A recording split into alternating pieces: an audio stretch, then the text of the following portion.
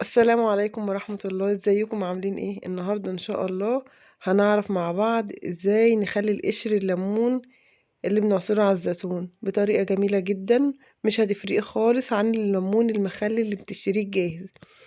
وزي ما انتوا شايفين ده قشر الليمون اللي احنا عصرناه على الزيتون، حطينا عليه مية وحطيناه على البوتاجاز على نار عالية.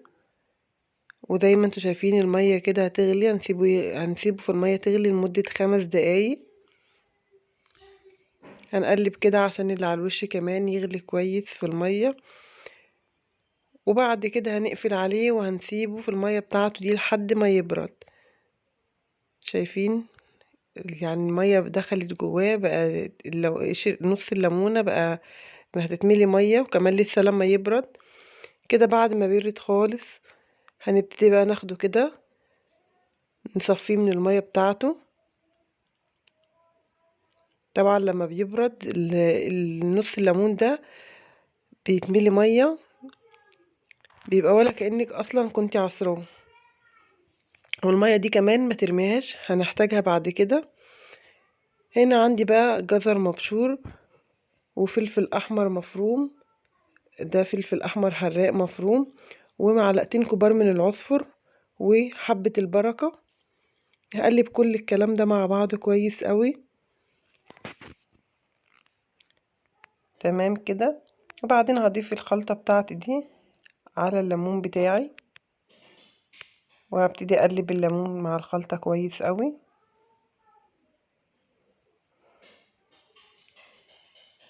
بجد الطريقة دي جميلة قوي، يعني لو جربتوها هتعجبكم جدا. بعد كده بقى هنبتدي بقى نجيب البطرمان اللي هنخلي فيه. هنحط طبقة من الليمون بتاعنا زي ما انتوا شايفين، وبعدين طبقة من الفلفل الاخضر بتاع التخليل ده.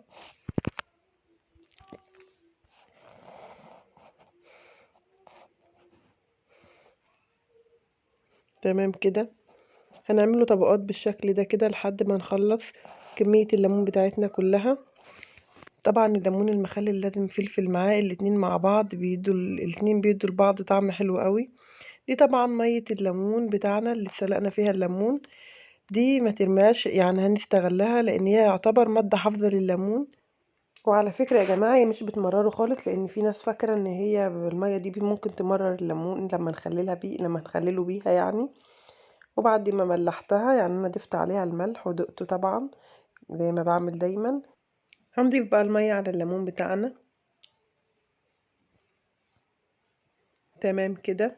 الليمون ده يا جماعة مش هياخد اكتر يعني اسبوع او 10 ايام ان شاء الله وهتاكلي منه، وممكن كمان ما يكملش ال10 ايام لان هو مسلوق يعني. اسبوع ان شاء الله وتاكلي احلى ليمون.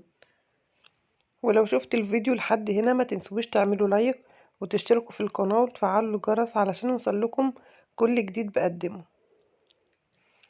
وبعد ما حطينا المية نبتدي نحط زيت على الوش كده، وهنغطي الليمون بتاعنا وخلاص كده يبقى خللنا الليمون، وان شاء الله تاكلوا احلى ليمون مخلل.